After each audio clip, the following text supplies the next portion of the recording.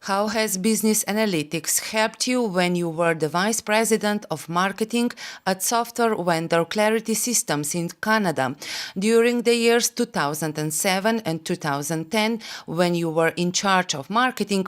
The company achieved 44 annual revenue growth. So what I did at Clarity Systems, more than anything, I would say, was instill a culture of analytics. And I think that's the biggest thing that companies have to do first, is really get your employees thinking about analytics and making decisions based on analytics. So what I did when I was there was do things like hire employees who are obviously comfortable with numbers, who are comfortable with spreadsheets, who are comfortable making decisions based on what they calculate in those spreadsheets. And that's not something necessarily that you can easily teach to some people. Some people are just not as comfortable with numbers, and in which case maybe I'm hiring them because they're more creative types, because there's going to be a need in marketing for both.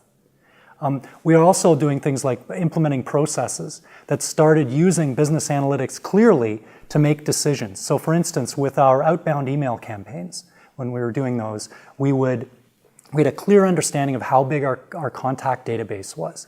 We had a clear understanding of our open rates, our click-through rates, our registration rates. So we understood the whole cycle of interaction with the customer. So for instance, with open rates, if we saw that the open rate was low, that was likely because maybe our subject line wasn't very good. Whereas if our click-through rate was low, that was likely because somebody thought the subject line was good enough, but the body copy in the email wasn't very good.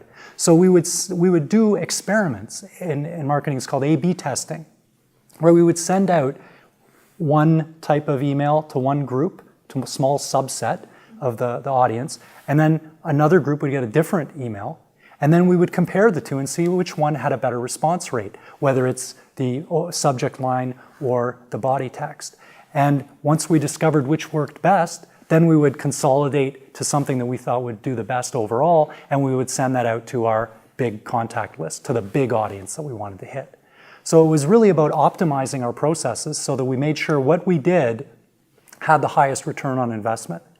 And then finally, we were also looking at implementing systems that helped us. So we were using, at the time, a major CRM vendor system that helped us track lead management from the contact name to lead to opportunity through to win. So we had that complete process documented in the system from marketing all the way through to sales.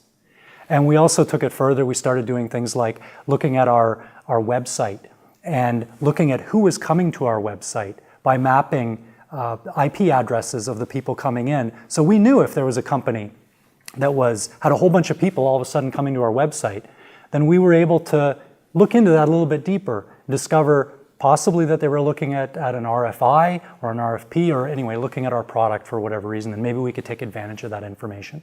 Finally, we were also looking at deploying kind of all more automated systems that would help us be more efficient as marketers to do things like customer nurturing.